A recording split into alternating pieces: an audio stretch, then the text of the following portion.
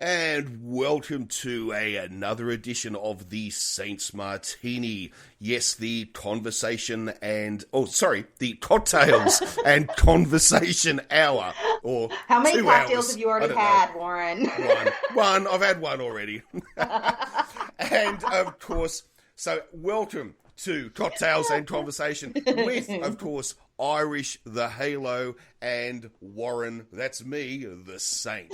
So, welcome on board. Thank you for listening in. So, what is your cocktail of choice tonight, Irish? You know, Warren, I went right back to the Pinot Grigio, and I know I'm being boring, but there's just been a lot of stuff going on this week, and I just didn't have time to come up with anything special, and I was out of sake, and to be honest with you, I'm not sure I should be drinking that stuff. So... Look, I fully understand. Do not worry. I fully understand. Let me just say I made a really stupid mistake last week when I said to you that there was in our country no difference between getting pardoned by the president and a commutation of sentence. And I mean, I feel like maybe I said that because it's wrong. I feel like maybe I said that because, one, the sake, and two, I felt like at the time, I think it really didn't matter whether he was pardoned or commuted. The outcome was the same for Roger Stone, is that he didn't have to serve his sentence and he's getting off scot-free for doing a bunch of shit that he shouldn't have done. And so, I think that was it. But I just wanted to say I was absolutely wrong. And I recognize that. And I'm going to try to deal with it with another glass of wine. How are you? I'm doing very well. And here's a question for you. Where he lives, does he have to deal with the 3 strikes you're out rule? I don't know. And I don't know that I don't know if that applies to lying to the FBI. Because I was what he was. Because I was just wondering, is that even if you're commuted, does it still count as a strike? Perhaps, but I think here in America, they especially reserve those types of laws for people with melanin in their skin, who might have been arrested on some sort of random drug charge or something like that. Okay. I don't know that there's really 3 strikes rules in a lot of places other than a couple of specific things. I don't think it certainly applies to Roger Stone's issues. Of just being a huge douchebag. I was really hoping it would, because this is the second time he was arrested and jailed. So I was hoping if he got arrested again, that would be life imprisonment. So to be perfectly honest, though, I mean, even with people like that, I wouldn't wish that on anybody. I think that type of law is really, really sketchy. I'm not disagreeing with that. I was just trying to find a way to get him back in jail. That was all. I agree with. I think. Yeah. I mean, I am sure, in the deepest depths of my soul, that man will commit other crimes. That he will eventually. I'm sure he's doing. I'm sure he's doing it right now. Hell, holy shit! Yes. I'm sure he's administration. It wouldn't surprise me at all if he's right now on the telephone to to Russian Secret Service. To the president. Or the president. They're probably having a 3-way. Oh, that is so good. Whoa. Oh, we've heard about the pee-pee tape. Okay, I don't want to hear anymore. Oh, dearie me. So no, my week has been quite good. I'm in lockdown as I think anyone listening will have remembered from last week. Where I'm currently living is in lockdown for 6 weeks. I haven't been doing very much. I'm in lockdown. I have been having the Festival of the Saint, though. I have to say, I have been watching one Saint movie each night or each day. And it's been quite enjoyable. I'm working myself through the entire, collection of Saint movies. Not the TV shows, of which there are 2. There are 2 TV shows. But I'm working my way through all the movies. And there's a lot. There's a lot to get through. Really? Okay. Yeah. I didn't know. I don't know how many there are. So, I mean, that's 4, a great 5, idea. 6, 7, 8, 9, 10, 11, 12, 13, 14, 15, 16... if we don't include the two ones that were made in France, which we generally don't. Oh. Yeah, Okay. the French actually made a couple of Saint movies, but we don't tend to include those. Yeah, I think there's 16, if my maths is right, something like that. Yeah, there are a lot, but about 6 of them are telly movies, but they're still movies. They go for an hour and a half, each. So anyway, well, in today's world, that's only half a movie. Oh, I know, 2.5 hours, 3 hours. I know. It's unbelievable, isn't it? I make the mistake of getting a large soda going into a movie like that. It's over for me about 3/4 of the way through. It's like we're going back to the stage. I don't know if you remember when you were a child in America. Definitely when I was a child in Australia, we had intermission still. Oh, really? Yeah, okay. We still had I think we had intermission right up until the 80s. Well, maybe, to be perfectly honest, I mean, I know Star Wars didn't have it, A New Hope, because I saw that movie in the theater 37 times the summer it was released. Oh my which is God. ridiculous. But I feel like it was because my grandparents were really just trying to get rid of my cousins and I. So they would just take us to the theater. Here's money. Go. Children disappear. Here's cash. Exactly. Take cash and go. And they would honestly buy our tickets and send us into the theater by ourselves. And it was a bad idea because I was under the age of 10 in the 70s. So it's amazing. But then again, it was also a different time. I do think people felt that their children were safer by themselves at a younger age, which I don't think as parents now we would ever allow. Ever. Oh, no. Dear God, no. I mean, honestly, I agree with you. But I don't know if it was a different time. I think the difference, like for me personally, I believe the major difference may have been that our media wasn't 24 hours a day, national news all the time that had to be filled with things. And I feel like maybe we didn't always hear about some of the horrific things that went on more in a local situation, like child abductions and things like that. Once in a while, one of those might hit the national news. But honestly, we only had, at the time, like 3 channels, maybe 4 if you counted PBS, but anything that would give us actual news. Everybody watched the same news every evening. It was half an hour to an hour of national news, and on 3 different channels, that's all there was. And everybody watched the same thing, and you got the same facts and the same information. So I don't know that there's necessarily a different time in the sense of kids being abducted less. I think we just know about it more now. Well, that but is I do. I think you're right.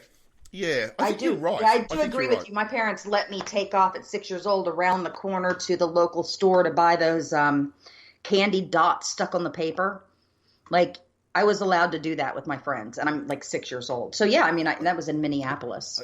I had friends. I had friends who were like 8 years old. This is when I'm 8, or something like that, and their parents would send them around the corner to the milk bar.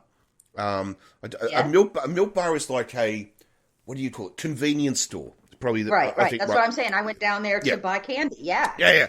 And each suburb would have several, so they were always within walking distance. Because when I grew up in Australia, well, basically, we're talking what 70s, mid 70s, late 70s as a child into the 80s, right? So when I'm 8 or whatever it is, so the thing was that everyone still walked.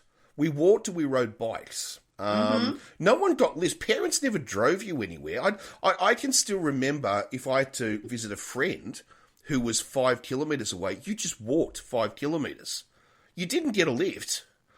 I was lazy. I would ask my mom and dad to take me to that. But anyway, I can still remember. I had friends whose parents. I mean, my parents never smoked, but I had friends who would send their 8-year-old child out to buy them cigarettes. Yeah, I know somebody whose parents did that in the 80s. Yeah. But you couldn't do it in the 80s in Australia. You couldn't have done it in the 80s. At that point, the kid was still a kid, but they were old enough to buy cigarettes, technically. Oh, So, yeah, I mean, yeah. So, but before that, I'm sure that they were sending them. So I'm sure they were. Because I've got a feeling that when I was like 8 years old or something like that, I don't think there was any real age on cigarettes, as in there probably was, but nobody cared. Right. Then I think it kind of went 14, then it went 16, and of course now it's 18. You've got to be 18 years old to buy cigarettes. In fact, you often will see younger people buying cigarettes in Australia being asked to show identification in order to buy cigarettes. It's very in Australia. There's not only is there no cigarette advertising, you're not allowed to display cigarettes. The packets of cigarettes themselves don't even say cigarettes. It's just a box that the cigarettes are in. There's no information on there about what's in it. You have to, so if you don't know the exact, what brand type is X or Y milligrams, the shopkeeper's not allowed to tell you. Oh, that's weird. They're actually not allowed to tell you. Yeah, it's quite a strong anti-smoking thing in Australia. Well, it's less popular here than it used to be, thank God. But I mean, honestly, the most that our government has ever done with cigarettes here is they put a small disclaimer on the package eventually that said that it will cause cancer and blah, blah. It's a carcinogen and it can cause cancer, blah, blah, blah. But they still were using things like Joe Camel, kind of a cartoon character that supposedly was targeting kids. But then they went weird on flavored cigarettes like Cloves. Now, in the 90s in Orlando, there was a huge rave scene with electronic music and stuff like that. And all of a sudden here, a Clove cigarette. Do you guys have those there? I know of them. I couldn't tell you anything about them. No, I mean, look, when I did smoke, I just bought your normal cigarettes. I have no idea, so yeah. I never smoked cigarettes like that. I never smoked regular cigarettes at all. But I'll tell you what, in the 90s, there were times I did smoke those Clove cigarettes. Now, I didn't know, but of course, I mean, any brown cigarette's going to be worse for you. But this one was laden with clove oil, which you are breathing into your lungs. Now, let me tell you something. They tasted really good. The only time I would smoke them was when I was in the car, and it was the weirdest thing. Well, maybe when I was at a rave, but that was besides the point. I didn't do that very often. I was a good girl for the most part. So I would chain smoke those things in the car. And I finally just one day was like, oh my God, these are disgusting. And I put them down. So I never smoked again after that. And I still don't like them. And I like the smell of them, even though I like the smell of cloves, but anybody puts too much in a ham and I'm just finished for the day. Like, I can't the smell of it even anymore. So yeah, I mean, they banned flavored cigarettes here because they said they were being marketed to kids. It was like, well, we're not kids, but yeah, I mean, I get that. So now you can still buy them, but they changed the name to cigars, which is freaking stupid because they didn't change anything about them. They're not cigars. They have filters on them. They're laden with clove oil. And I still know a couple people who once in a while will still smoke them. But I don't like cigarettes around me or in my general vicinity. I find them disgusting. Maybe it was because my dad smoked so much. Yes, look, it's very interesting. I mean, I have to admit, I gave up smoking over a year ago now. That's good for you. Well, yeah, I haven't fallen off the wagon once, which is awesome. Good. I think once you decide something like that, it sticks. Once you personally decide it, nobody else can make you do that. It's freaking hard though. I mean, it is really hard. It is, I'm sure. But the thing now is that I'm still at the stage. I'm not offended by people who smoke. Like if I'm around it. But the one thing I do notice is I don't like to be around people who are smoking. I don't either. Right, I just don't particularly like it. And the other thing too is that I realised because once my senses kind of recovered, you know.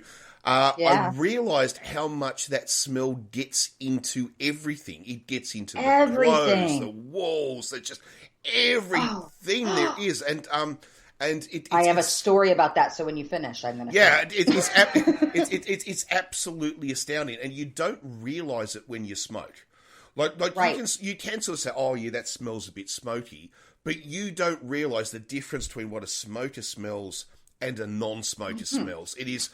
Oh my God, yeah, it blew me away. It really did. Oh, But, okay. Well, yeah. they call that nose blind here on the commercials. They say that you are if you're constantly surrounded with an odor, that you actually stop noticing the odor, even though other people will notice it. I know that's a thing with cat pee because I have some people in my life in the past that have had cats in the house, and you just go in there and you're just like, dear God, what is happening in this place? Yeah. And they don't notice it. They have literally no idea it's going on. So yeah, I get that. So I want to tell you though about smoking and how it gets everywhere, and not just the smell. But this was an experience I had. Okay. Oh my God, this freaked me out. All right. I got a big piece of furniture that belonged to my great grandmother. It was a big china hutch from years and years ago. It was like this French provincial antique, had gold trim on it. I mean, it was super gaudy. It was great. It was ivory colored. And I got it. It had been my great grandmother's, and then it had been my grandmother's, and then it came to me, and I put it in the house. And and my grandmother was a smoker. She smoked those dark cigarettes, the long, thin ones called Moors, and she was a chain smoker. Okay, so in her windows, she lived in Florida, so her windows were always closed. Well, I didn't realize until I noticed on this china hutch that there was a space on it that looked like it had some like weird dirt on it.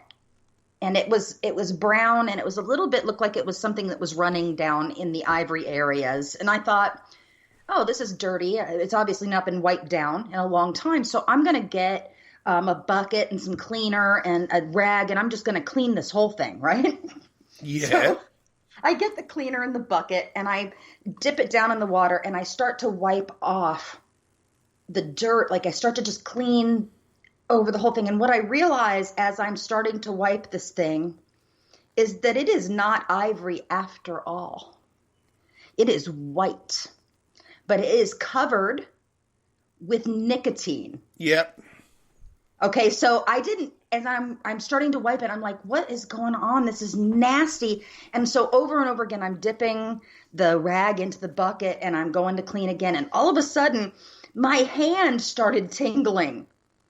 And it started tingling because I had so much freaking nicotine on my hand and the rag and in the water that all the way up to like my elbow, like halfway, I started to get numb and tingly. And I got dizzy, and I thought, holy shit, I'm getting OD'd on nicotine stains from this piece of furniture that was in my my grandmother's house for freaking decades. And I thought, oh my God, I had to go lay down, washed my hands, went and laid down, and had to put on some gloves and try to finish it up. But dear God, what the hell? There was an episode, and I have absolute. I mean, I understand how this makes you sick, like as you were just explaining, right? You're absorbing it in, right? Yeah. There was an episode I remember of CSI Miami. You know, bow, bow, bow. Yes. You know, I've got to stand up. I've got to look at the sun and just take my sunglasses off and make it glow. I'm like, not anymore. He won't. Wait, no, Trump did that at the eclipse. That's the wrong way. Oh, okay, yeah. So I'm just trying to. Well, I forgot what's his name. On. David. I was about to call him David Sylvian. That's a singer. Yeah, and I almost said Jacoby, and that's not. I mean, Caruso. Yes, yes. And but I have to say, was he the coolest character? One of the coolest characters of all time. Like, was it Horatio Caine? I mean, that show. I mean, I know that show was ridiculous. Don't get me. But was he just so hip and so cool? You know, it's like look, maybe he was no Magnum PI. That's all I'm going to say. The original Magnum. Who was the. You're trying to convince me about the coolness of Tom Sellett's portrayal of Magnum PI. I mean, yes, that the was flip flops, the Hawaiian shirt, the Ferrari. Yeah, I mean, I'm sorry. But there was That's something... way better than a ginger with glasses. This is true. But there was also something, too, about Tom Selleck's portrayal of Magnum, which... I've forgotten the name of the current actor who is playing Thomas Magnum. And don't get me wrong, I like his portrayal. I'm actually really like the new series of Magnum PI. I didn't want to like the new Magnum show, but I do. I love like it, even though it's got terrible writing. Yeah, it's terrible writing. I think the stories are too simple for the subject matter they're dealing with. I agree. It's like the old 80s style, though, you know? But then maybe they're paying tribute to that by doing it. It's like the whole idea that, you know, Juliet Higgins, she'll introduce herself and sort of say, Juliet Higgins, it's MI6. It's like, no, nobody does that. Nobody who is an ex-spook announces themselves to a stranger as I used to be a spook. It's like, no, that doesn't, it's just, do you know what I mean? It's just like... no, it's stuff like that which I just find it's too childish. It's like, to me, it's like it's being written by 14-year-olds. That's the... Thank you. Yes, that's the problem. But still, it's my guilty pleasure. I love it. I do. And I love the way too that, especially in the first season, they did little tributes. Like, for instance, there was one episode where he had a mustache at the start of the episode. In the very first episode, he is driving the original, was it the 418 Ferrari? He wrecked it, Yeah, he wrecked it. Juliet buys him a Hawaiian shirt. And he actually wears it in a couple of episodes, you know, so I did like that they have done, and they've had 2 cameos too. The original TC and the original Rick have both... Yes, which I loved. I love that. Have both been in it. Yeah. So, I mean, obviously, I would love Tom Selleck to do a cameo in it. I really doubt it would ever happen because, from what I've heard, I don't believe he's a fan. But I would love him to do a cameo. I get that, but I think there was some talk a while ago, like previous to this new version of this, where they were going to maybe come back and do a new series.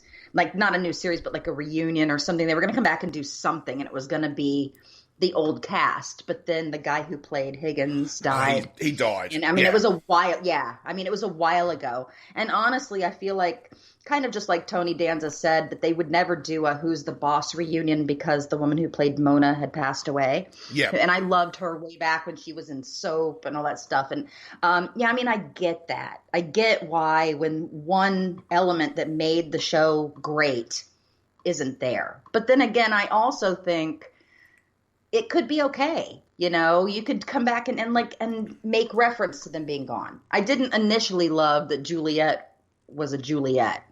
I didn't, because I mean, almost immediately they had a kind of a chemistry relationship, which I thought, this isn't right. Higgins hated Magnum. What are you doing?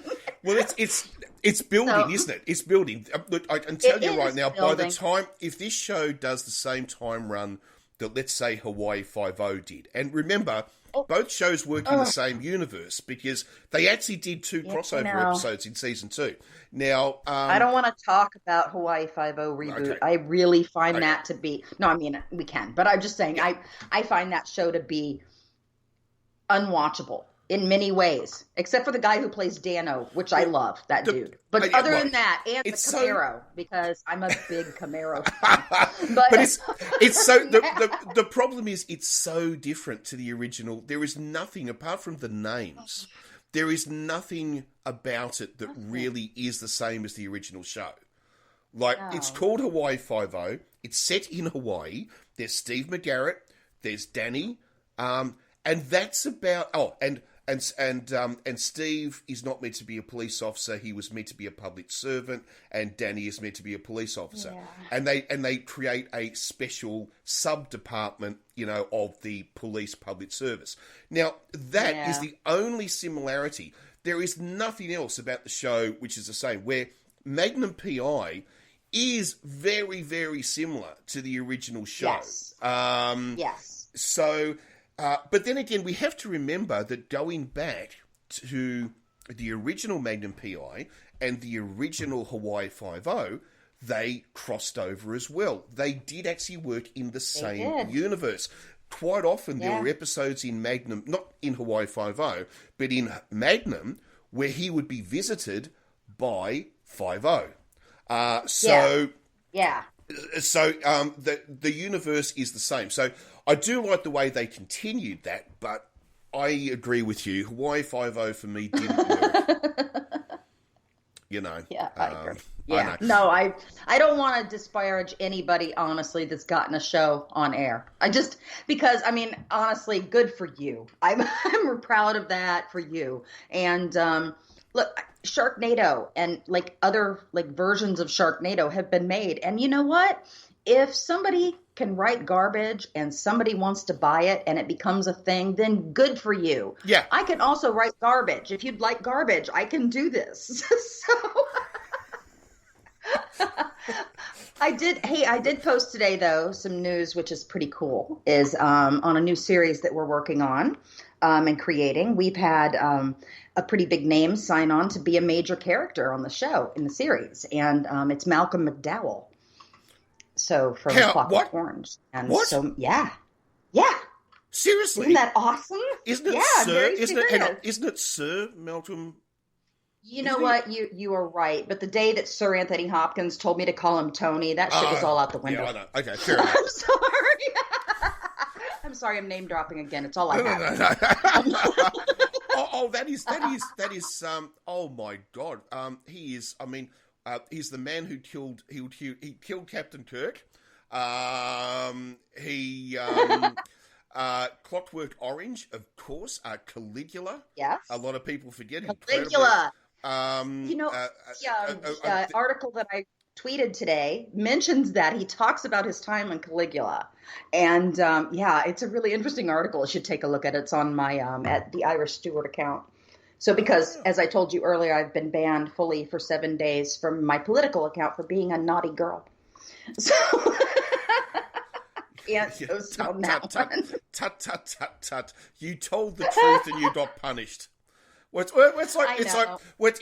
like I saw somebody, a journalist, made the comment that now what was the name of if you can remember, of the American army officer who outed Trump's phone call to the Ukrainian president, which started. Colonel Vindeman. Okay, so from all of this, Roger Stone has been acquitted, or not acquitted, as you said, his sentence commuted. His sentence commuted, thank you. Commuted, yes. His sentence has been commuted. Sorry, I was making sure I got it right. Commuted. And Vittman, is that his name? Sure I know that's and is it Vittman, you said? Vindeman. Colonel Vindeman has been forced to retire. Well, he chose to because here's the thing, and here's what shows what kind of man he is. And I feel like we really need him in our country in a leadership role, especially in the military. He was on a list of promotions with a bunch of other soldiers and military members. Because he was on the list and because of what had happened with him going to Congress and upholding his constitutional duty and his duty as a patriot to come forward and tell the truth when Congress asked him to come, he was being punished. So the entire list of promotions was being held up as punishment by the administration. You're joking. Seriously? No, it was. And so because he was such a good person, he is such a good person. He is a true patriot to our country, which is something Donald Trump will never understand, ever, and will always hate because he doesn't understand. Because of that, he retired voluntarily so that none of those other people's promotions would be held up. Wow. This to me, this is so sad. So Roger Stone is given a pat on the back and he's literally forced to, well, I know he did it himself, but I mean, that's not justice. That is not justice. No, we have no justice in our country right now. That's celebrating the guilty and punishing the innocent. Absolutely. That is a specific call out to anybody else who might speak out against Trump, that if you do that, we are going to fuck your world. Yep. And we are going to not only punish you, but other people to punish you for that. Yeah, I mean, it's freaking disgusting. Well, look, it brings up a subject which is maybe now a perfect time to talk about it, and then we can maybe swap to something a bit more lighthearted afterwards. But there was a speech, not a speech so much, but earlier in the week, there was an ex-Australian Prime Minister, Julia Gillard, my favourite Prime Minister, if you have to have a favourite. My favourite is Julia. I was a huge fan of Julia Gillard. She was Prime Minister for about 4 years. And anyway, she was on a panel show, as much as you can have panel shows these days, but okay. And anyway, and she was being asked, cut a long story short, she went into a big speech about the fact that what the hell is happening with the re-emergence of strongman regimes. In other words, the re-emergence of the, either the, if you want to call the alt-left or the alt-right, because we still do, like in, Venezuela, we had, the left went nuts, okay? So, but generally speaking at the moment, it's the right that's going nuts, all right? But Venezuela, there's always going to be, a grey to this, right? So, anyway, but what is going on? And it also brings up the point that these nations that choose this lifestyle are fucked because they're never going to seriously succeed. And here are your examples. Why is it that every nation that is running a far right or a strongman type government is failing at COVID-19, and the nations which are running liberal democracies may have had a hard time at first, but then they put the hard yards in, or when they see a spike, they put the hard yards in to deal with the spike, and they're dealing with it and they're coping with it. Why is it that the strong men, the far-right nations, or at least the ones who want to be far-right, I'm thinking about you, Mr. Orange, why are they failing so appallingly at this? Like, why is it? And she raised the point, and she's got a really good point. Why is it that Canada is coping and the US isn't? Why is it that the further east you go in Europe and the further right-wing you go, the worse Corona gets? Like, what is it about far right and Corona? Is it because it doesn't run in their political agenda to accept something's going wrong, so therefore it's hands over ears, hands over eyes, nothing to see here, which means the pandemic runs wild? In a way that even Donald Trump said, I asked my people to slow down the testing. Who the fuck does that? Who does that? And have you... Yeah, go ahead. I'm sorry. So I was going to say, that's my rant. My rant is I agree with Julia. Oh, continue on. I agree with Julia. And that is that right now, in this pandemic, the worst thing in the world you want is to live in a country with when I don't mean right-wing, I don't mean conservative. Britain has a conservative government. Australia has a conservative government. It's authoritarian. That's what I'm trying to say. And nationalism. Nationalism. Why is it the US under Trump failing miserably? Brazil, far-right gut, failing miserably. Russia, far-right Putin, failing miserably. Hungary, Poland, we can go on and listen. Philippines. Why is the Philippines in shit, but Vietnam has almost eradicated it? Right? This is the thing. What is it about these far right countries that cannot deal with emergencies? Okay, well, one, they can't admit anything is ever going wrong. They can't admit it. They can't admit that they might have fucked anything up. And secondly, I feel like, and I hope I'm wrong. I feel like I'm not wrong. In saying that because initial reports that came into our country said that it was, initially it came from China, which in this administration is already, and then all of a sudden when it started hitting our areas here, it was disproportionately affecting older people and people of color. And it's still disproportionately affecting people of color, unfortunately, although we found now tons and tons more problems that we didn't even realize were connected to the actual disease, like children dying and people having like full renal failure in their bodies simply because of this virus. And it doesn't make any goddamn sense. But people like Trump, like initially, I think I mentioned it last week in one of the meetings. It was reported that he had asked, after he was told it was disproportionately hitting poor and brown areas of our country, that what happens if we just let it wash over the country?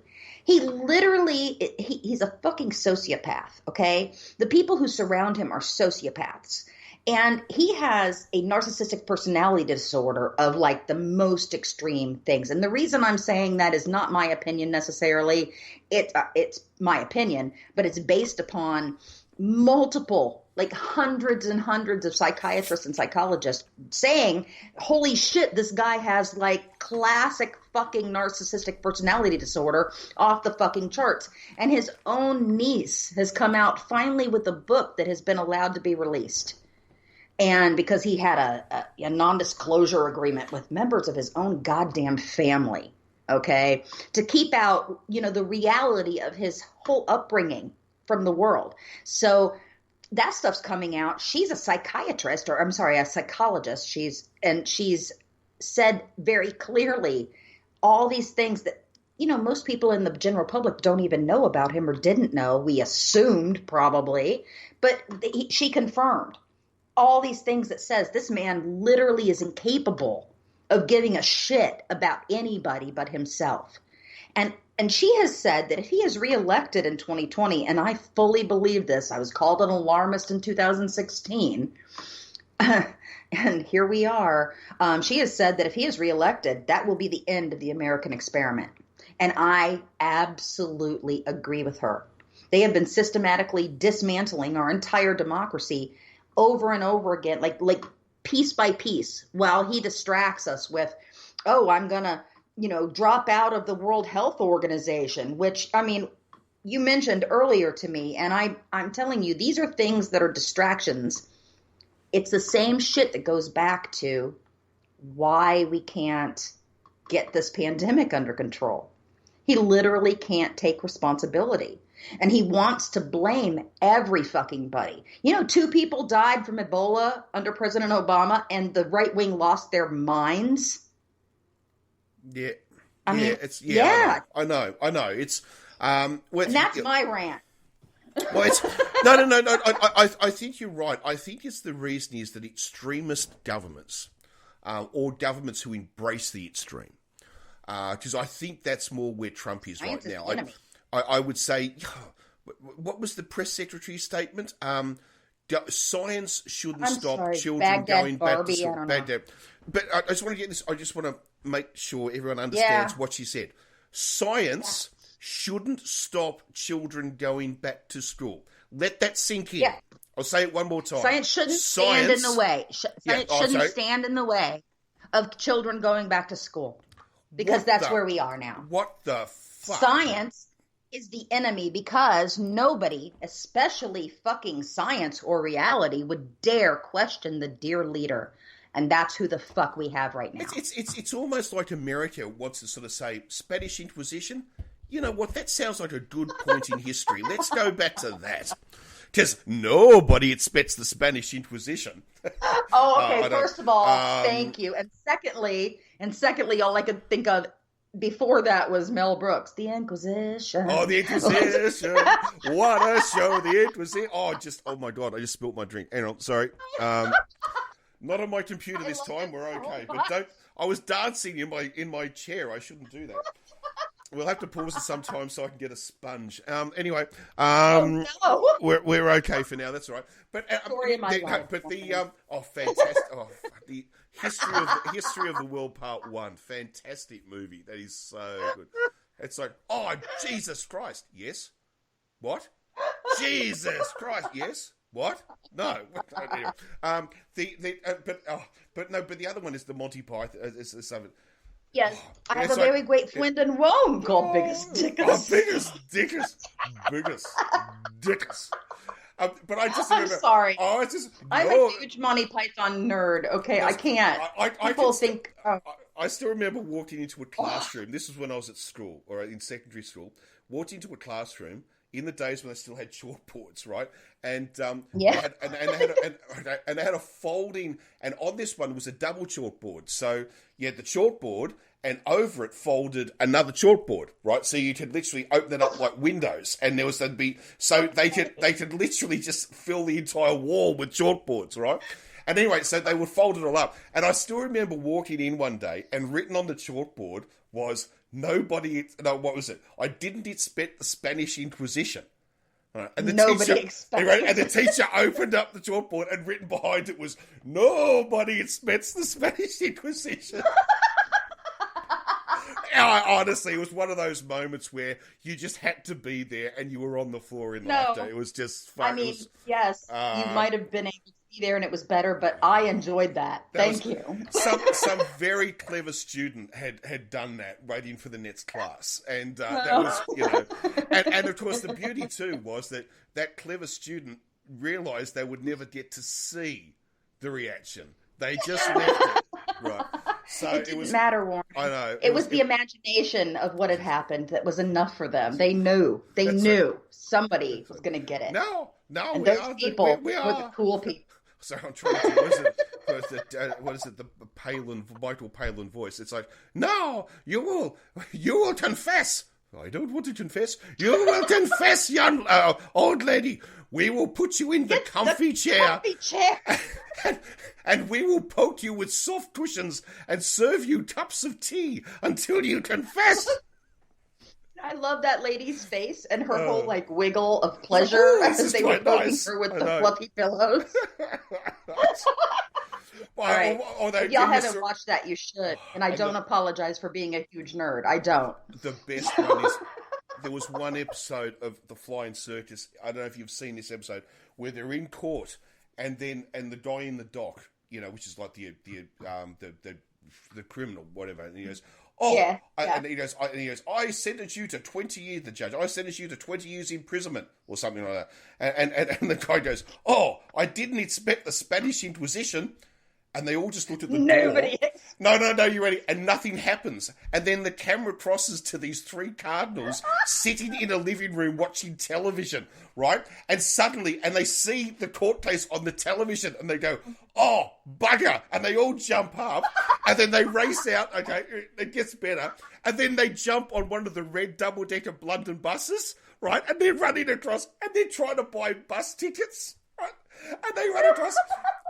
And then finally, right, and they follows them all the way across London on the bus, and they finally get to the courtroom, the doors open, they burst through, and it just goes, no, and it cuts to black, and you just hear, oh, bugger. All right.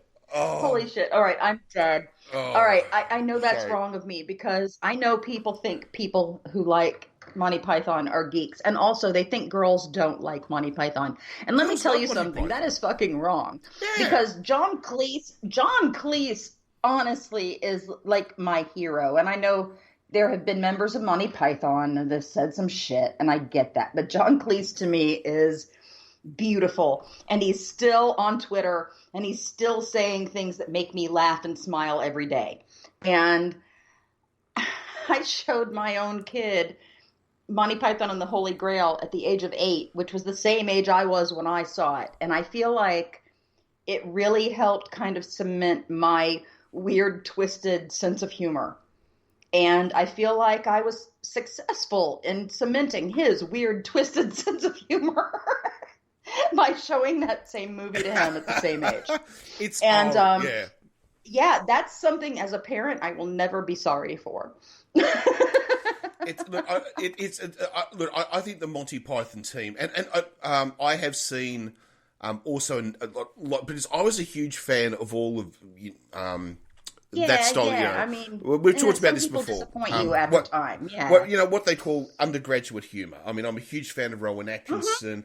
Benny Terry Hill. Yeah, we discussed him. Well, Benny Hill's not actually undergraduate, but I was a fan of his, even though I know he's seen as inappropriate now, but I don't know. I know. As a kid, I loved him. Yeah, look, I would go on a debating team, and I would argue in the positive for Benny Hill. I think I think he was a very misunderstood man, and he was a man who did humour of his time, and I don't really think that we should.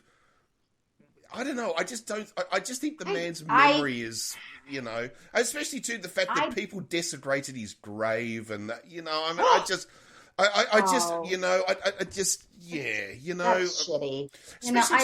I don't get that. And the man was a great, I understand. And the man gave so much to charity, and not only that, he gave huge amounts of money to orphanages, and he was just. I mean, in his personal life, he was this beautiful man who gave so much back. Like, he gave more back than he took. And was his humour misogynist and stuff? Yes, it was. But if you ever watched television Society of the 1970s, right? The thing that it blows my mind is like, I watched an old. Sorry, I'll just say this and I'll shut up. I promise. No, don't shut up. A few months ago, I relived part of my past, and I watched an old British TV show called The Professionals with Martin Shaw and Lewis Collins, who's now passed away. Actually, we've lost Lewis Collins, and Gordon Jackson, who we've lost as well, and it was a boys' own adventure. It was spies with police, with SAS special forces, all set in the backdrop of 1980s London.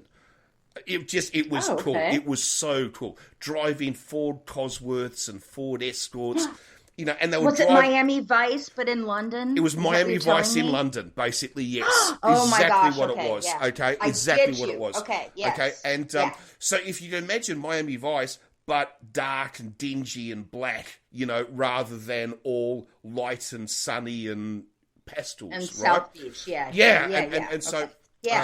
And it was, and I still remember as a young kid, you fall in love with this stuff, right? Especially a young boy, okay? I understand, anyway, I rewatched it, as I said, a few months ago, and I was shocked at just how sexist and racist this show was. The use of the N-word in numerous episodes, the treatment of women as literally just they're only there to have sex with or to make the tea. It was. I mean, I was stunned at just how.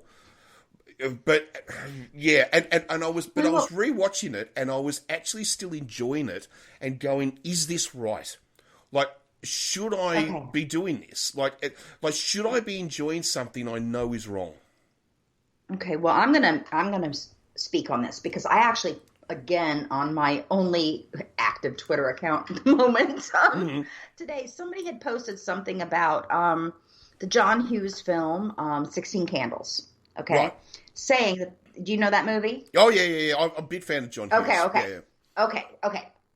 I was in the 80s and 90s, and honestly, I didn't start thinking about the weird shit that we show people that are just like in our major like mainstream thought process as films that are and characters in films that have been deified from the 80s and shit that just are fucking awful. Okay, not that long ago I started thinking about 16 Candles. I saw it, I caught it on TV, and my God, it's a fucking iconic movie.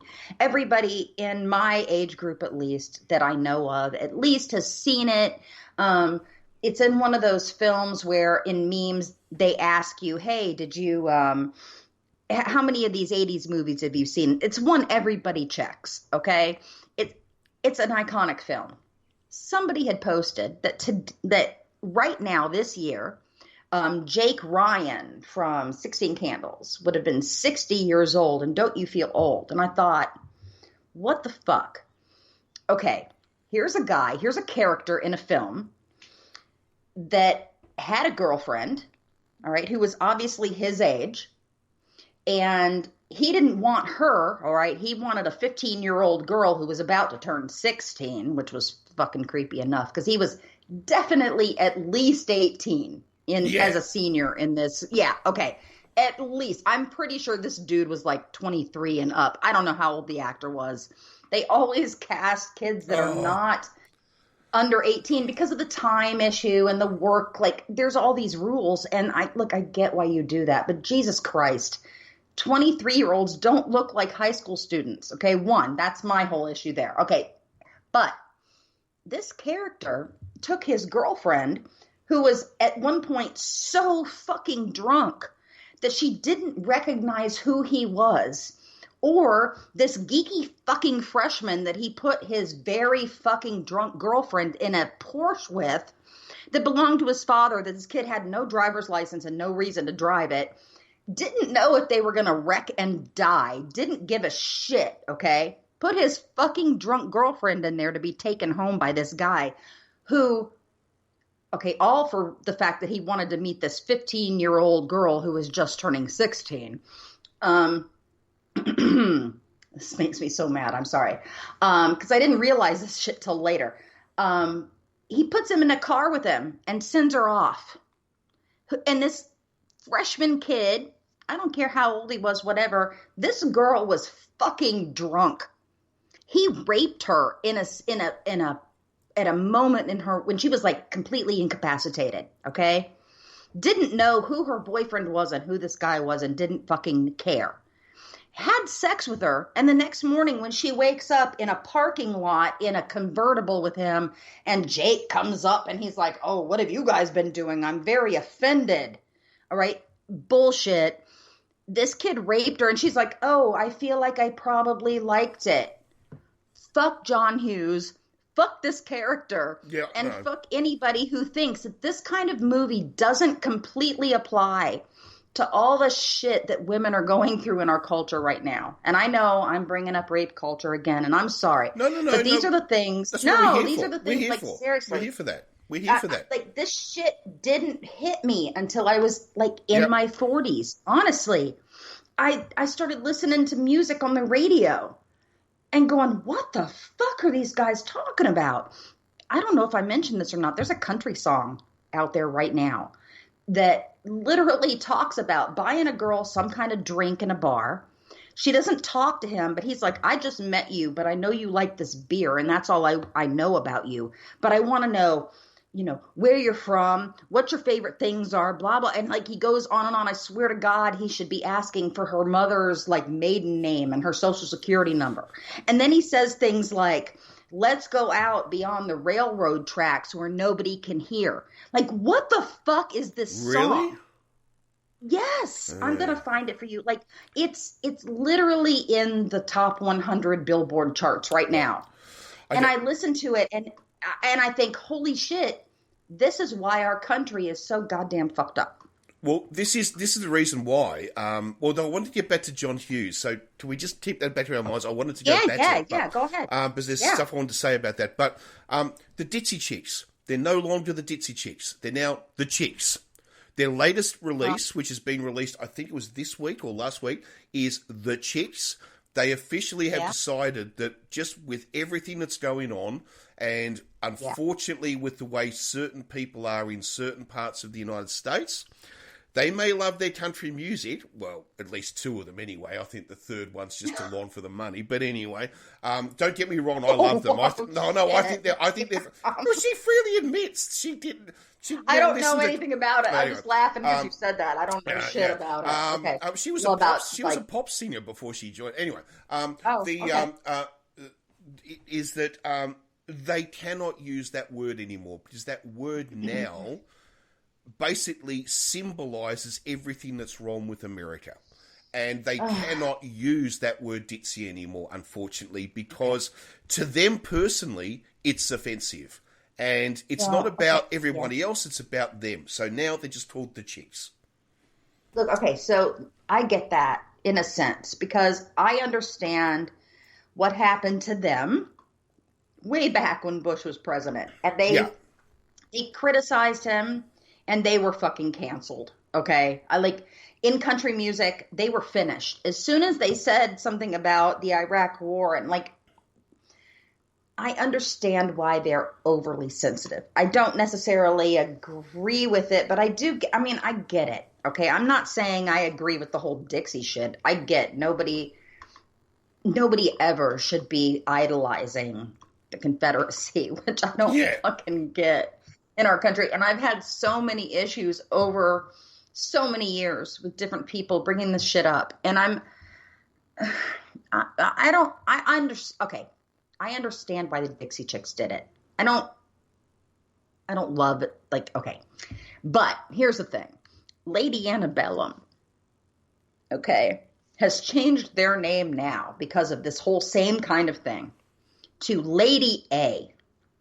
Do you know why that's a fucking problem? One, there's already a black woman who is known as Lady A and has been for decades, okay? And now they are literally fucking suing her so that they can take the name Lady A and use it without her permission and basically erase her from history, because all of a sudden they got, what, air quotes, woke, because they heard everybody was upset about the fucking Confederacy. Well, let me give them a little bit of some advice here. One, nobody fucking knows who you are. Okay? Like, they may. Like, in country music, sure. But you guys are not top billed anywhere at this point. And secondly, it's really fucking obvious what you're doing. I get why the Dixie Chicks are doing it. They have literally just come back out. Okay? They've come back out. I don't love their name, but yeah, okay. Fit in, and I get why you're doing it, because you guys have been persecuted in this way. Lady Antebellum is literally just trying to steal the glory from somebody else while they hide the shit that they didn't understand previously. Yeah. I love country music. Like I love all kinds of music. There is not any kind of music that I can't listen to and appreciate. Even trash music like Maroon 5. Like, I can listen to them and I can appreciate them from the garbage they are. I can totally appreciate them for the garbage they are. I get that. But to do something like this in the midst of this environment where you're finding out that the problem is the Confederacy, and you're literally trying to steal the name of a black woman who has been established for decades. Like, what is wrong with you? Well, it's a contradiction in terms, isn't it? It's like, I don't want to be offensive, therefore I'll commit an offensive act.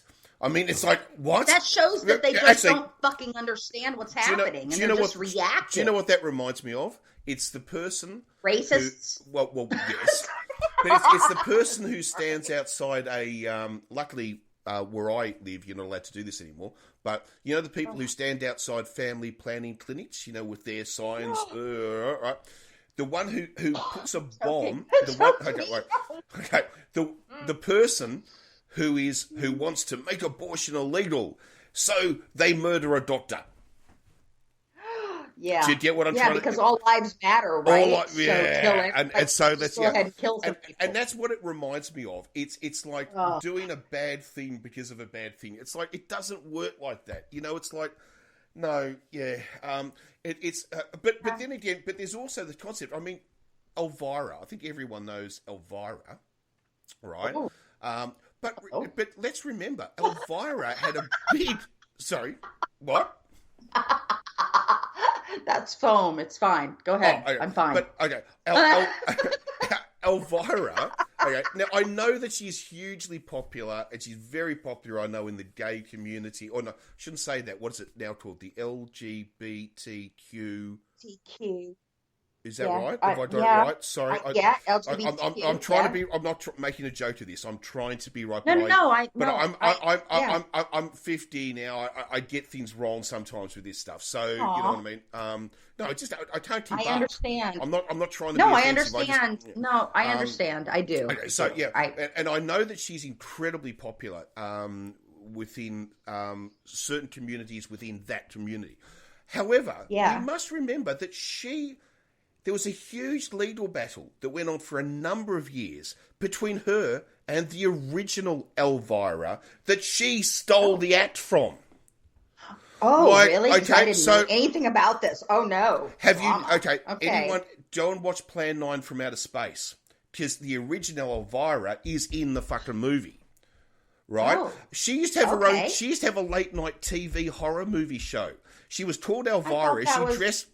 No, this is in the 50s or the late 50s. She dressed up as a vampire with the push up bra 5 sizes too small to create a and she was all in black with the long black hair, did all the right, she called herself Vampire. She was actually in that movie, but she had her own TV show. Did you just say she called herself something different, though? No. I think she was called Vampira. It was the same act as exact. Go Google it. No, but Elvira is not the same as Vampira. Like, I get what you're saying. No. That's. No, I get what you're saying. No. That's the Scotch talking. No, she was told. She was told Elvira. Sorry, Vampira. I don't know whether. Okay. Sorry, that's. I feel like you have a weird Vampira fantasy, Warren.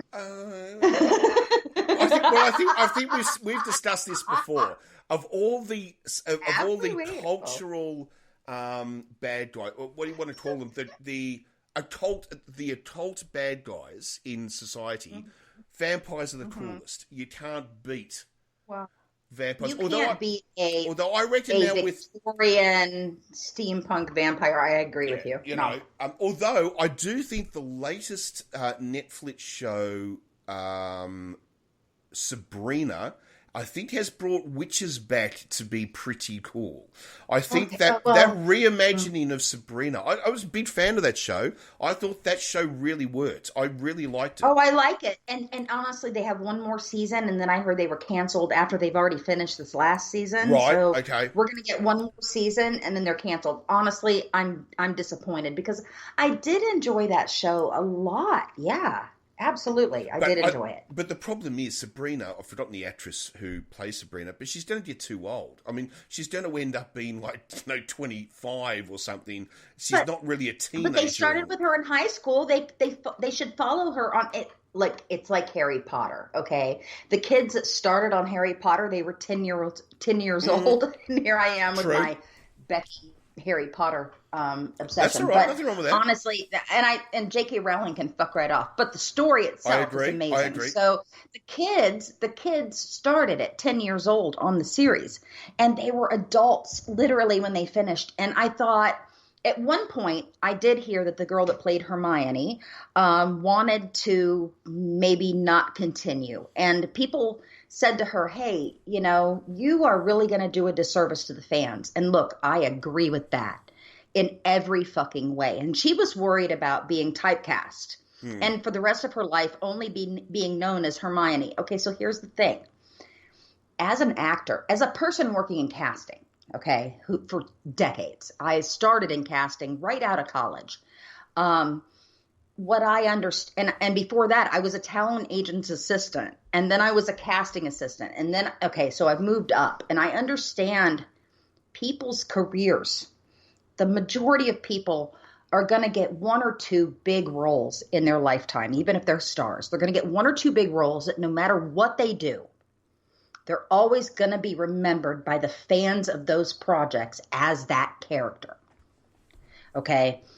That movie, those movies for her, that character will, if she doesn't do anything else for the rest of her life, that character will fund her life in a beautiful way for a very, very long time. And probably the people who come after her through her residuals and all of the things that she got from working on a project like that. I understand why people don't want to be typecast as something. But when you get an opportunity to play a role like Hermione Granger or Harry Potter, like characters who fucking defined a generation. And for me, honestly, the reason I'm so into it is because, one, I read the stories to my kid. We bonded over them. Every night we would read these stories. And I did the voices. I did all the things. We saw the movies. And then I live in a place, for me, luckily, where I was actually able to experience the physical manifestation of places in the film. Because I live in, and I said on the website, because I think this is amazing, honestly, I literally live in the physical space between Cinderella's castle and Diagon Alley in Hogwarts. Oh, right. And I am able to visit the most amazing fantasy places. And my half-sister, who I met when she was 16 and I was already a grown adult, like she was 5 the year I got married, and I knew she existed, but I didn't know her. I didn't meet her until after she was 16. And my dad had a stroke, and I was able to find her, which was a big thing. But she and we're very far apart in age, but what we have really bonded over is, one, our love for Harry Potter. She looks so much like Bellatrix Lestrange, like so much, and I love that about her. Like, and so we are Bella and Narcissa. That's who we are, and characters from the Harry Potter universe. And so I've actually been able to bond with her for years over these things. So regardless of what anybody else says to me about J.K. Rowling or Harry Potter, I think it means something to me to have these characters, you know? I don't know where I was going with that, but I just wanted to say. No, no, but the whole idea you're talking about how, you know, she was almost, you know, convinced to stay on. I forgot her name, Hermione, Hermione. Oh my God, I can't think of it either. And she's wonderful. I love her. But yeah, I mean, I think as an actor, you get an opportunity like that once or twice, maybe in a lifetime. Maybe not Malcolm McDowell, because he's played so many amazing things, but also so many ridiculous things. And he just does the stuff because he loves it. Who gives a shit? I love that about him. He's not typecast. Yeah, but he's the man who will never, unless he wants to stop working, there will be a job for him until the day he'll be making movies from his bloody hospital bed. Do you know what I mean? Yes, because he is. Yeah. Okay. There are actors like Michael Caine has become like that. Okay. I'm not laughing. I love Michael Caine, but Michael Caine is so one-dimensional. He's like Gene Hackman. No matter what they do, they are just themselves. They are just them. And I love that, like, about them. I do. Well, I don't know that's necessarily true. If you look at his early work, that's not true. I think it got to the stage where he got so rich and so famous he didn't have to bother anymore. I'm being serious. That's the curse of the world. like when you look at his early work, I mean, look at him in Zulu. He doesn't sound anything like his early works in America. He speaks with an American accent. It's not. It's not okay. In. I'm sorry.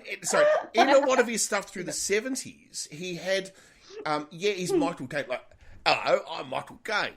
But the thing is that he did that intentionally because he wanted to. This is a little bit like, you know how you will often hear people in the United States talk about, like, black actors who will say, I never want to forget my roots, where I came from, and I want those kids or their kids and their kids' kids to have opportunities, and I don't want them to be written off because of where they came from. Michael Caine is exactly the same thing, just from a British perspective. His attitude is that I came from the East End of London, the poorest of poor of the poor, and I want people to know that you can come from that and still be successful. And it's almost for Michael Caine, playing Michael Caine is, I would argue that now, because how old is he now? He must be 88 or something. I mean, he's not a young man, right? I don't know. Right, and but he's I mean, yes, there's that laziness of like, I'm a multi-millionaire. I don't care, you know. As he said, he's made more money since he retired than before he retired. I still remember him saying that. But I think, so did Van Gogh. But yes, you know, I know. But Michael Caine's still alive. He hasn't topped himself just yet.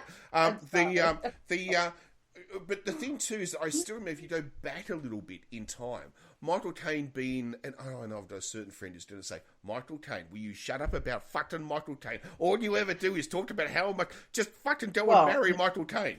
So anyway. But I would marry Michael Caine. I'm not saying I wouldn't marry Michael Caine, Warren. Yeah, Michael Caine is just, well, anyway. All I was going to say is, I did remember hearing him say in many, many interviews through the 80s and 90s and early thousands, where he kept saying he wants his acting style is not just an acting style, it's also a political message. There's politics in his acting, which is to say that you too, if you're poor, you can succeed if you're poor. And but you see, he came from absolute poverty. There are certain actors in this world who Michael Caine is one. Alan Alda is another one. Alan Alda is just one of my most idolized actors of all time. I just adore the man. Wonderful. It's a bit like Michael Caine. It's not just his acting. It's also what he stands for, what he believes, what he does in his private life, what he does with his money. It's just you can't. When you find certain people in the world who are just so perfect in what they do, I think that some people are just born with it. Yeah. And it doesn't I know that's the thing to say, that's like a cliche, okay? But I have experienced it in my life. I have been around people who had it, okay? And it's so fucking obvious. The energy that comes off of these people, it's goddamn amazing. I'm going to mention one person who a lot of people might not actually know yet, but they've done so many things. And from the time that we first saw them, and I say we as in, because I worked with my mother in casting for years. And one of the first places I saw this person, and she saw this person, was in a dojo, a karate dojo on Kirkman Road in Orlando, Florida, near Pine Hills. Okay. This is an area that is a kind of a depressed area. People who come from there don't have a lot. But we were doing casting for some backstories, like vignettes, on a series that I don't know if you guys have ever seen there. It was pretty silly, honestly. It was called WMAC Masters. A lot of people loved it, like kids. It was literally like a live action version of a fighting video game with people that did karate and different martial arts. Okay. So it was like a live action version. It was called WMAC Masters, which was World Martial Arts Championship. Okay.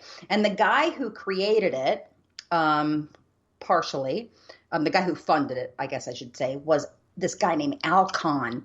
He had funded the whole Cabbage Patch craze. Okay. So what he was looking for was a show that would tap into the vibe of the youth of the day with these like video games kind of things and the martial arts things like Street Fighter and Mortal Kombat, shit like that. Okay. So it was a live action version of that. It was shot here in Orlando. It was shot on the back lot at Universal Studios here. About the same time they were shooting like Sequest and like weird different shit on the back lot at Universal. It was before they started building roller coasters over the actual sound stages. Right. Because they realized that tourism brought in more money than production, which was strange. Okay, so we were, there were a bunch of actors in this and they were all the karate, like the different martial arts fighters. Amazing. One of the guys, was Black Panther. And we had to do a vignette that showed him, and I'll tell you about him because he's amazing. But honestly, we had to show a vignette that showed him as a kid, like where he first started getting interested in martial arts. So we were tasked with finding a kid who could play him as a 14 or 15-year-old. We went into a dojo and there was a kid there. And his name is Neil Brown Jr. And he played a role on this show. It was a vignette. It was the beginning for him. Like he would have never that day when we walked in guessed that his entire life would change, honestly, because of that. And I have to say that he has been the most generous person in regards to recognizing my mom and I, and helping him become I'm not saying become anything because that was all his work. I don't want to take away from him. He's been on generous in giving us credit for helping him find his place. for coming in and saying and like recognizing right away that this guy has it. Okay.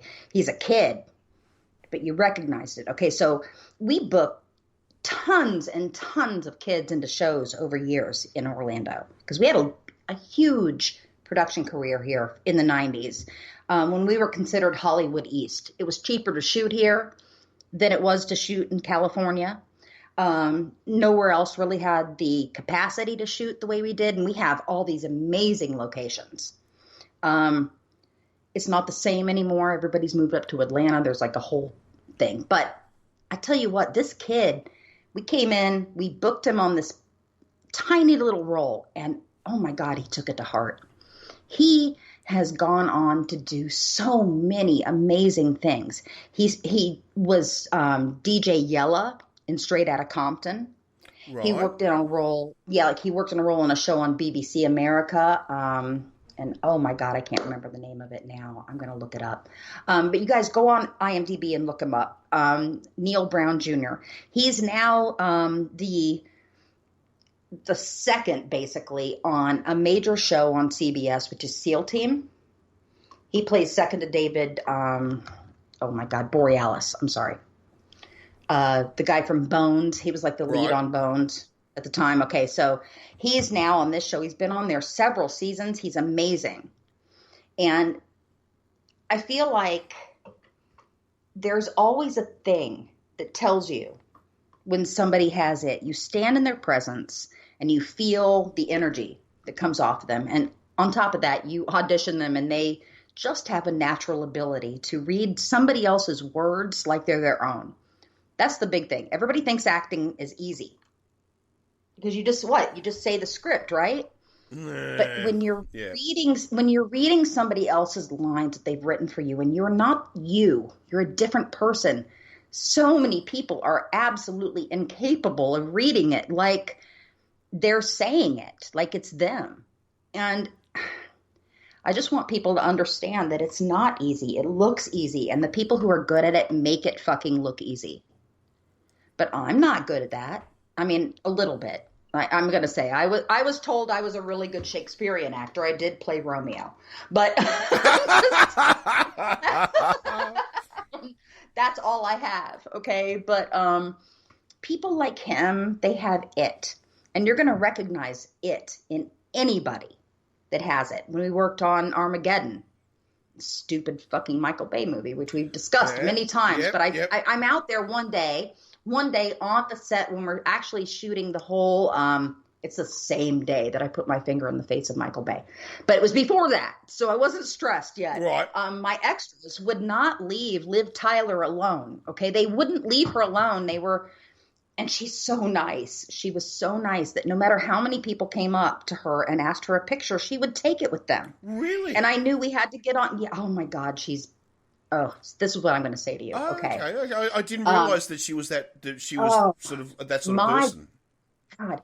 Yeah. Oh my God. Okay. So here's the thing. I didn't even realize it. What I saw was my extras. I had 500 people a day for 5 days on the set. And I was stressed, like, God damn it, leave her alone. She has to get over and get into her first position. And so I stepped up to push away an extra, and she grabs me around my waist and pulls me in for a picture, which I would have fucking never asked for. I just don't do that. I don't ask for pictures. If you see a picture of me with a celebrity, it's because one of my extras or one of my actors or somebody has grabbed me at the moment it happened and asked. And I would never fucking ask. But somebody else took the picture, and one of my extras. And I wasn't expecting it. And as I stood next to her, as she put her arm around me and pulled me in, all I could fucking feel from her was this beautiful light. And I don't say this lightly. I don't say this about many people, but God damn, that girl has so much beauty in her. And I just think people don't recognize it enough. I've worked with several celebrities that just do not have that shit, let me tell you. But she had it, and people like Neil have it. And it's, you're just so happy when they make it. You Oh, know, yeah. she had already made it. I didn't mean shit to her. There are people who can be given great opportunities and then not repay them. It's wonderful when you see people who are given great opportunities and do. So I think that's wonderful. I really do. I mean, I'm a huge fan of Tattoo, what was the It's Russian pop group, which means I know a little bit about them. Oh my gosh, yeah. I was so sad. And when you realise that, you know, I mean, Julia, okay, well, God bless her, but you know, she would never have been in that band if it wasn't for Lena. And then she basically turned on Lena after the splitting and said, I'm going to own the rights now to Tattoo. And if you want to, you've got to pay me to work for me. And you know what? You can get away with it because I'm friends with a Russian oligarch. That's fucking rough. You know what I mean? That's especially too when you go back to when they were like 15 years old.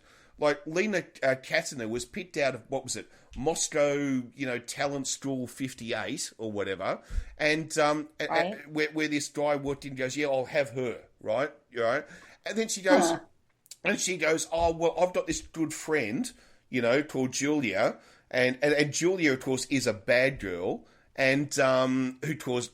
Even today, I mean, she was the one who came out with the comments that gays shouldn't have the same rights as straights. You know what I mean? So, which is unbelievable considering Lena Katina is doing gay concerts in fucking Moscow.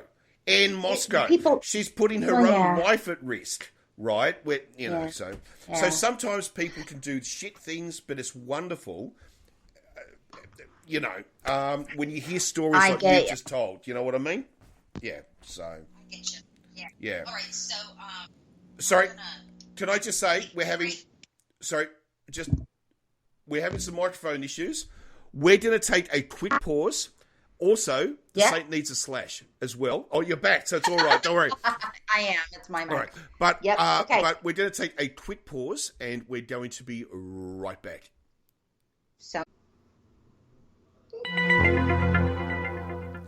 And we are back. So, look, that's all right. I held that in as long as I could, and we came back, and now I'm giggling again. I can't help it. I'm sorry. So look, we'll do a slight. We're going to finish off a little bit, I suppose, shorter than we normally would do with our long-winded rants. But we thought we might finish off because something interesting happened over the last week. And that is in the nation of New Zealand, which, look, great country, great people. In fact, a country to, in many ways, look up to at the moment. I really just want to move there now. I do. Between that and Lord of the Rings. Yeah, like, I want to live like a hobbit in a hole in a hill. Their economy is kind of blown to fuck, though, at the moment. I mean, have you seen ours? I mean, honestly, Warren, I believe that 10% of their GDP has been slashed in the last 3 months. They've taken a hard hit, no doubt about it. But, however, they have an election, I believe, in 2 weeks. And Jacinta Ardern, of course, will be rerunning as leader of the Labor Party as Prime Minister. However, her candidate, in other words, well, not really her candidate, because in New Zealand has a parliamentary system. It's not actually Prime Minister against Prime Minister. It's party against party. Whoever gets the most seats forms government, and they choose a Prime Minister. But we all know in reality they've already chosen their Prime Ministers, and so we all know how it works, okay? But the leader of the National Party is a woman, all right? So here's an interesting point for you. As a nation's election, have we ever seen in the world before a nation where the two leaders of the two major parties, and of which only two can actually seriously gain power, even though in New Zealand there are some other parties that, you know, obviously, but it's either Labor or the Nationals. So basically, it's woman versus woman. Have we ever seen this before? And is this fucking amazing? Well, one, yes, it's fucking amazing. Two, do you know? not in America, we sure as fuck haven't. I mean, that would never happen here at this point. We couldn't even we've had a female vice presidential candidate. We have never, like, I think Mondale had, Janine, like, I'm sorry, I don't remember her name right now because I've had a whole bottle. No, that's okay. That's it. Like a big one, like a 1.5 liter bottle. So, oh, that's not the name I want to say. No, I'm not going to say it because I'm going to say it wrong. I'm thinking of a comedian's name, and that's definitely not her. That's all that's coming up. Yeah, we've actually had that, but we've never, ever, ever had two women against each other. I mean, honestly, when we had Hillary against Trump, that was fucking huge. And she was literally the most qualified person, not even woman, okay? The most qualified person to have ever run for president and in our country. And the fact that she couldn't win because, and I have people in my family that have said these things, I just didn't want to vote for the woman, is what they said. I just don't think women should be president. I think they're smart as all the people, but I don't think they'd get enough respect. Therefore, they should never be president. Dear God, kill me. Okay, that's okay. Well, okay, that's sad. Yes. So no, because I've never seen two women. Okay, Okay, here's another question. Why are there? Well, there used to be an argument. Why are there more women leaders in the third world than there are in the first world? However, that's not the case anymore. Australia has had a female prime minister. New Zealand is currently on its third. Look at Angela Merkel. I don't care what you think of her, but damn, Merkel, she's honestly the most powerful woman in the world. Britain has had two female prime ministers. So what do we say? Britain has had two. Australia has had one. New Zealand has had three. Three, I believe. Jacinta is, I think, the third. India, for fuck's sake, has had a female prime minister. A lot of people might forget. So, I was going to ask the question, though, even in America, let's get into more local politics. Have we had situations where you've had two women running for mayor or two women running for governor? Has that ever happened? Okay. Maybe. I'm just going to say, as an American, I can admit fully that I don't give I don't fucking know.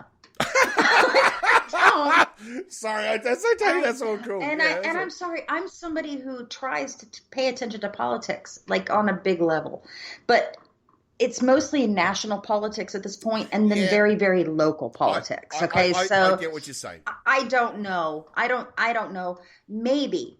And if that's the case, then I hope the better woman won. I hope that in a man versus woman competition, the better person won.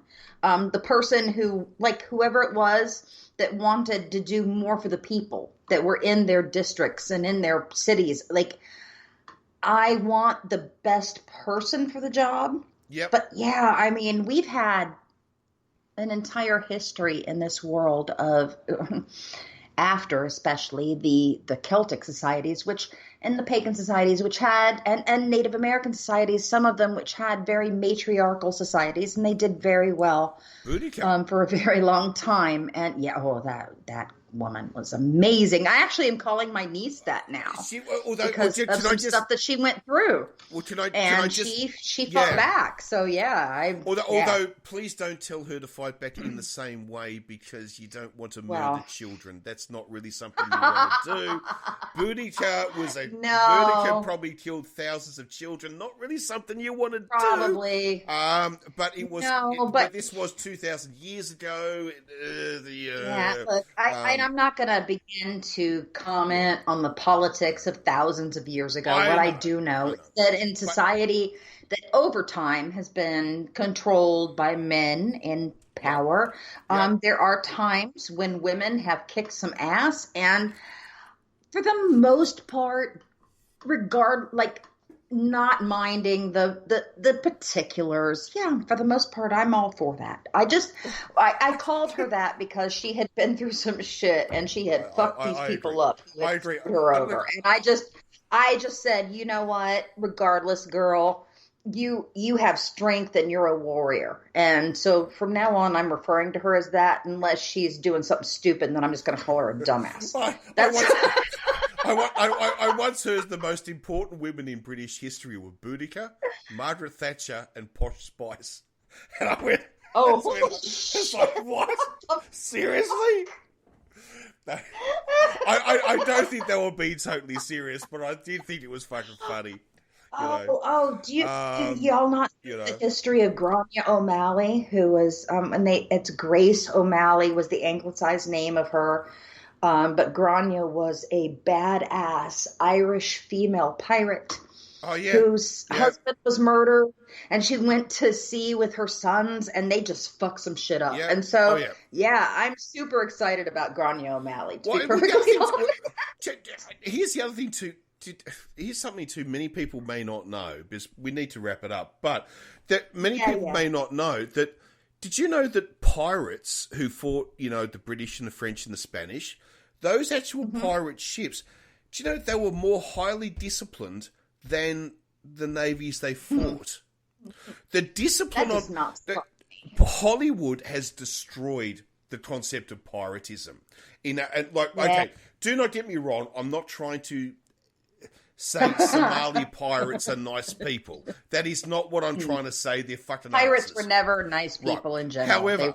However, if we're going back to that time of pirates of the 1700s, in the Caribbean, okay, those ships were actually more strictly controlled than the fucking Navy ships they were fighting.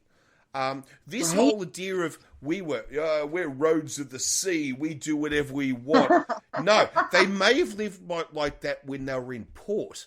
They did not live like that when they were on the ship. And it's quite amazing how Hollywood has actually rewritten what history was really like, in the Caribbean. We romanticize all kinds of shit. I can tell you, though, one of my favorite stories comes from Calico Jack and Mary Read and Anne Bonny. I love that whole story of them. Anne Bonny coming onto the ship with him because she was having, an affair with him, even though she was married. There's a whole thing about that. Oh, yeah. But coming on the ship and meeting Mary Read, who was disguised as a man. She was very obviously a transgender woman, honestly. Whether or not she physically felt that way, she was living her life as a man. And because otherwise, how do you get on a ship? Being on a ship as a woman was bad luck. And so I know there's a lot of stories about them the three of them ending up in like a threesome or whatever. I don't give a shit about that. The story I love the most. But that's a lot of that has to do with Black Sails, the TV show. Even before that show, which honestly I love that show. But even before that, it's a great show. But, yeah, it was. Yeah, I actually knew the story before that because here's the thing: I've been thinking about doing a film about them for a long time. And so I had been thinking about these women and this whole situation. We were going to call it, and we may still, The Actual True Life Adventures of Calico Jack, which doesn't turn out so well for him, if you know the history. Oh, yeah. And the shit that happened, what I loved was when they were all celebrating their big take, and they got drunk, and they went down in the hold. And in the story, only the women, Mary and Anne, were not shit-faced drunk down in the hole, drinking rum, partying because of what they had done. While the privateers, the English privateers, had found them, and they were trying to tell the men down in the hold, holy shit, get up here and fucking fight. But they were so drunk and they couldn't. The women actually fired down into their own hold at the men because they were being weak and wouldn't come up. They were all captured, according to the stories. There are a lot of stories about where Anne Bonny came from. Some of them may have been because, like some of the stories said that her father was actually the governor of North Carolina. Who knows if that's true? We don't know. We do know that Mary Read died in prison, both of the women having claimed their bellies. They were both pregnant, supposedly by Calico Jack. So he went to prison. They went to prison. Anne Bonny was released. Mary Read died in prison, having given birth to a baby there. Nobody knows what happened to Anne Bonny. She was released. And so in the end, there's the history of her coming back to visit him in prison before he was hung. And the legend says that she comes to him and says, and she came in a fine carriage, apparently, and came in fine clothing, which was strange. And she said to him, "I'm sorry to see you here like this, Jack. But if you'd fought like a man, you needn't be hanging like a dog." And that's the end of the story. He was hung. Yeah. And she walked out, and so I felt like, holy shit, that's the best ending to any film I think I've ever fucking heard. It's right? like, wow. Because that blew my mind, just you saying that, let alone, and me. You know, my wow. And I know, I didn't hear anybody with the Irish accent, but you know, my involuntary, spontaneous phonetic accommodation problems. So when I say the lines, I feel like, wow. Wow, that's amazing. That is, oh, wow. Isn't that a great story? It is a great story. I think, look, I suppose going back to, you blew my mind. You really did. See, you're a history buff, and I just blew your mind with some history shit, right? Well, I suppose this is the thing. As a bit of a history buff, I watched all 4 seasons of Black Sails, and I fell in love with it. Now, there are so many inaccuracies. The storming of fucking, was it Port-au-Prince? Totally fucking, it's just, I'm sorry. All they had to do was land a kilometre up the beach. I mean, what the fuck? I mean, absolute bullshit. All of this was made up. Now, remember too, you've only got about 3 real people in the show. Everybody else is made up. They're all fucking... Because remember, everyone forgets, Black Sails is meant to be the prequel to Treasure Island, a story by Robert Louis Stevenson.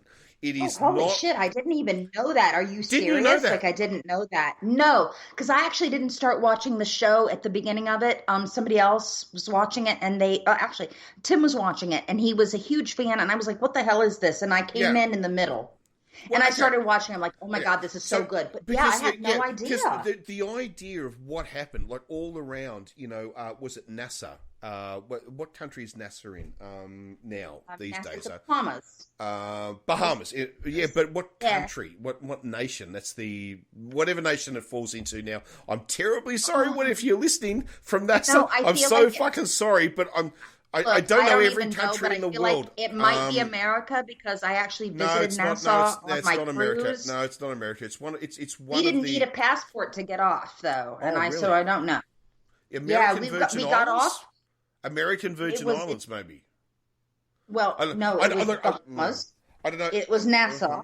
Okay. And we got off the boat. We went on a Royal Caribbean cruise. We got off the boat. Yeah. And we didn't have a passport. Okay. We wandered all around. We didn't take a tour, which was really fucking stupid. And we took a left turn when we should have taken a right turn. And we were in areas we shouldn't have been in. And then we thought, holy shit, this isn't the areas they want tourists to see, but this is the real Bahamas. Like, this is the real Nassau here. It's a bit like people who go to Brazil and go off the beaten track, and it's a bit like, wow.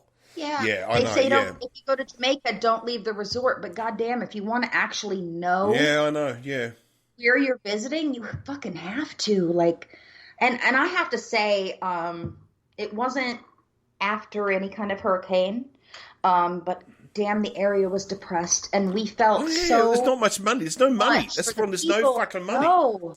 There's no money. Felt so much for the people that were there, so desperate for the tourist dollars, and we felt God, so fucking bad. There's only and so then much saw money. The kids getting out of school, and they were so beautiful. These children, it's always the way. Coming out of school in their uniforms, and they were so happy in the streets and coming home. And we thought, this isn't normal for us, and it was uncomfortable because we didn't expect there to be so much depression there. Like, we just didn't. And Well, I think that that's very arrogant of us as Americans. Yeah. We don't expect to see areas that we go to with things like fucking cruise ships and shit to be depressed areas, and they are, and I feel bad. And I can say I honestly don't know if I ever want to go back to that place, because I can't do more than a little to help the people there, and I feel... But I understand why they need our money, I do. There is often, I've heard some people say that there is, when you see the third world as a holiday, because a lot of people do. A lot of people do. I did when I was young. A lot of people do. It's hard. There tends to be two reactions. One is you never go back, or two, you go back, but if you do go back, you don't go back as a tourist. I feel like that would have to be the thing. Right, do you know I feel what like I mean? if I went back, I would have to go back with a purpose. You're going back with a purpose. Do something to help them. That's exactly right. And I've heard this over and over again. It's always with the third world. Whenever anybody goes to the third world, it's always, it's like, what can I do? What can I do? And they come back with ideas. What if I did this? What if I did that? It's. I wish we had more time to talk about it. It will have to be a topic for another show, unfortunately. Yeah, because I've been to inner city areas from other cities, and I feel the same way. What can I do? And I don't know. So yeah. Well, I would. Well, in the cities, I would have a very easy argument. The government can pull its fucking socks up and do something. They're the fucking government. But anyway, I will leave it on that point and not say any more about it. But what can... Sorry, no. Okay, the concept of ghettos... I want to do some things. Ghettos in first world countries should not exist. And if they do exist, then it's the government's fault. End of story. That's it. Agree. End of story. It's the fact that Absolutely. there's nothing more to it than that. The government can fix those problems. And if they choose not to... Okay, I'm sorry. If you can afford to buy a $1 trillion aircraft carrier, you can afford to fit 7 suburbs in a city. That's what I'm saying. Right? Okay, so here's the thing. I'm sorry, we but have that's in just the way our it country so much fucking money, like so much money. Okay? Yeah. And we spend it in the shittiest fucking ways. Like Republicans used to say, and they don't now because they're all Trumpies, but they used to say that they were fiscal conservatives. Well, here's my thing. You're not a fucking fiscal conservative. If all you want to do is keep money from the people in your country who actually need it and to spend it and divert it to corporations and the military and all this shit to try to build your power and expand your fucking physical power as a country. If we have way more than enough money in this country to provide a free education for every person, to provide housing and food, and probably a goddamn universal basic income. And honestly, the fact that we don't do these things makes us the biggest asshole in the world. Well, because we have the money. Okay, can we just finish up on this point then? We were talking about this and we said we were going to talk about it. We can't talk about it in depth, but maybe it's a perfect time to make this comment. No. But we'll make this comment and then we can finish the show. And that is, where I live right now in Australia, because look, everyone knows by now, I'm in Melbourne currently. I'm not always in Melbourne, but I am in Melbourne right now, okay? Now, Melbourne is very possibly going to go into stage 4 lockdown in a few days, which means nobody can leave their house other than food requirements or medical stuff. Because Melbourne yesterday, if you're listening to this in real time, 428 cases overnight. Fuck. Okay. 20 million people in the country. That's a big fucking deal to us. 428 cases. We don't know what to do. We believe that we've hit the second wave that you guys have not hit yet. right? So, we've hit the second wave, right? You guys have not hit that yet because you're still in the peak of summer. So, we are looking at a full shutdown again. Now, where was I going to go with this? Oh, that's right. Now, if the economy shuts down for 2 to 3 weeks, what do? How do people pay the bills? How do they buy food? Right? No shit. The Australian government guarantees $750 per week payment to every Australian who has a job, and anyone who doesn't have a job, they get $750 in unemployment benefits. Okay? So everybody, even if we go into stage 4 shutdown, will be able to... All right, yes, you might be living on baked beans for a couple of weeks. I'm sorry. But I fuck can eat me. baked beans, like I can eat Do you know what I mean? Do you know what I mean? The world's gone through worse. Eating baked beans is not the end of the world, right? Okay? Right. Well, according to Americans, wearing a mask for 10 minutes is a fucking violation of their rights and is going to kill them. But the difference is you're still... yeah, I know. But the difference is in Australia, you'll still be able to pay your mortgage. You'll still be able to pay your rent. You'll still be able to do shit, right? You'll still be able to buy food. You can still do stuff for your kids, right? So, so all I want to say... We have enough in this country to do all that shit, and we don't. And because we suck. I just want to say... I wish we were Australia, Warren. No, you don't. Well, I was about to say no, you don't. But then again, don't say that. No, that's bullshit. Yes, we do. But then again, okay, 428 cases overnight. What was Florida's overnight? Holy shit, dude! I don't know. We've had like 5,000 people practically dead now since it started, and in Florida.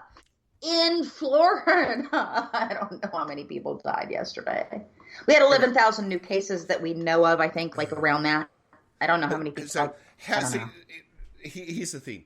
428. Equivalent state, 11,000. Mm-hmm. Even if you multiplied it by 4, we're 1,000, you're 11,000. Yeah. It's not comparable. Yeah. But are you ready for this? So let's say we multiply the population out. I'm being quick. Don't worry, we'll be off in a few minutes. But if you multiply the population out, so it's just Irish has to be somewhere. So just sorry. I'm a difficult person. No. She's a hard worker. So don't worry. It's basically if you think about this. So let's say we go on even Steven numbers, right? So we take my state, Victoria, to Florida's numbers, and we worked on 1-to-1s, all right? That means this in a day, my state, 1,000, yours, 11,000, equivalency. Yeah. Okay, it's not an equivalency. And my government is saying that number means we have to go into stage 4, not leave your house lockdown. You guys are opening up shops and having parties. And Disney's open. Now, all I can say is, do you wonder why it's out of control in America? No, I don't fucking wonder. Here's the thing. We have a Trumpist governor in our state. Here's what I heard, and I fucking hope this isn't true. I read this today. I read it. I don't know if the site is valid. I'm I try to be careful about where I get sources from. I know people that I trust sometimes share sources that are not great. I haven't had time to look into this, but goddamn, I hope it's not true. I read that DeSantis in our state actually wiped out the entire $29+ million budget that they have every year for online schools here. That they are demanding schools be reopened in August, August 17th to force or them so, to reopen. which is the date that they would. To not only force them to reopen, but to force every single child that cannot afford a private education with a tutor to attend a public school in person. Okay, I will tell you can I just tell you something right now, Irish? Yeah. I don't need to research that. I'm telling you right now it's true. The reason why I know it's true is because when you have a cuck like your governor is, he's a cuck, okay? The problem and the problem is when you have a president who loves cucks, because he works on that concept of government, that's what they do. They are prepared to write their own people off to please, because here's the problem. He's drunk the Kool-Aid. Oh, well, sorry, I mean, but I wish with... No, I think, I hope that that's true, that fucking cyanide hits him any minute. That's what I said. In reality... I'm not trying to be mean, but dear God, he's literally going to kill people. No, but that's what I mean. When we say he's drunk the Kool-Aid, for anyone who's not old enough to remember a thing called Jamestown... we don't have time to explain it. We have to go. Jones. But, Jim Jones. Look it up. It's awful. I'll just use the word cult. And when cult and politics gets mixed together, you have a man called Trump. And unfortunately, people die. We'll just leave it at that. People die. People die. Like he's not a cult leader in the sense of trying to specifically make people join him in a place. But yes, the people who follow him are absolutely the exact same type of people. Trump they're the exact same kind of minds that would fall for that. Trump is not a leader like Putin. Trump is an icon. No. So in other words, where Putin is a cult leader, Trump is a cult icon. So the cult exists. They use him as the icon of the cult. Putin is a fucking clever man. Love him or hate him, okay? He's a clever man, all right? And the thing is a fucking intelligent person, dangerously intelligent. And that's the problem. He's worked out how to run the system. Trump is too fucking dumb. Trump actually is just a puppet in the system. He is. And the problem is he's not caught up in the alt-right fucking concept of where they want the world to go, and he's being used. He's too fucking stupid to know it. I know. That's what I'm saying. His ego is so fucking out of control that he's just willing to accept any praise from wherever. It doesn't matter. From. He's being used. He gets praised. He loves it. It doesn't matter, and he thinks he's in power when he's trash. I know. He's important. I know. I have to end this. No. We could go on for another hour. We really could, but we can't. We have to go. So anyway, I just say we will be back next week. Guess what? Warren stayed reasonably sober throughout this podcast, so that wasn't too bad. Same. I know. So, so I'm going to say whichever one this was, number 8 or something like that, it's going to be my go-to one. Go to number 8. Maybe it's 9. I feel like I don't know. I can't be that sober. I can't remember what number it is. Anyway, so I don't know. I've been on the website in a while. Thanks for listening. Now, remember, before we go, if you are listening to this because you've come through the website, you've come through Google, or whatever the hell you've come through, remember, where the hell do people find you, Irish, if they want to follow you on Twitter on your political account? When it's reactivated, right when it's reactivated in 5 days. In 7 days in the naughty room. But if you do, when it's back up, I think I got another 5 days. It's at Naked Axiom. If you want to just follow my random shit on Twitter, usually not political, but I can't say I haven't been a bit in the last couple of days because they won't let me exhaust my emotions on my regular account. It's at The Irish Stewart, which is the same on Instagram, but you can always find me on the saintsmartini.com. Look, absolutely, of course you can. You can, of course, follow me on Twitter at Saints Martini. You can follow me on Instagram if you love watches, food, and posters of Saints movies, because, of course, everyone knows I am a lover of Simon Templar, the Saint. You can follow me on Instagram there, of course. Other than that, there's not much else to really say. Of course, if you are listening to this through a pod service and you would rather switch to the website, you can, of course, go to thesaintsmartini.com and you can subscribe there and you can listen through the website. If you would prefer... Go. No. We have some new information coming, like some new shit coming in the next week or so. I was gonna actually record a video doing the podcast this week, but I decided that my hair looked like crap, so that wasn't gonna happen. Maybe next week. Maybe next week. Maybe next week. Next week, right?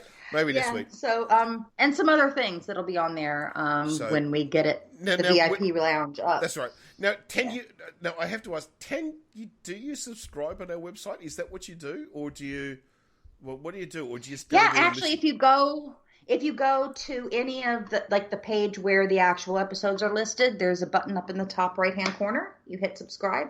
And you can subscribe, and it'll send you an email or whatever it is when. So it'll send you an email to tell you there's a new episode up and ready. Yes. Okay, cool. All right. So look, if you listen through Apple Play, if you listen through Google Podcasts, if you listen through Play FM or wherever, Free FM, wherever the fuck you go for your podcasts, that's okay.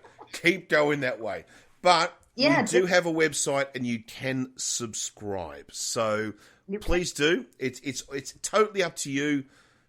Listen however you want. I don't give a fuck. Just listen. All right. Nobody cares. Nobody cares. Do the thing. And also, if you feel like looking at it, there might be some extra shit on the website. So, coming soon. Cool. That's it. Yeah. Excellent. Yeah. All right. Well, we'll wrap it up. We'll be back next week. Though. No. I fought for it, but sorry, guys. That's I lost. Whole other different website. That's a different website. All right, I've had enough drink. No, that's right. We'll be back next week, and thanks for listening. We'll be back next week. It was great fun, and I will talk to you. The Saint and the Halo will be back next week. Bye. Cheers, guys.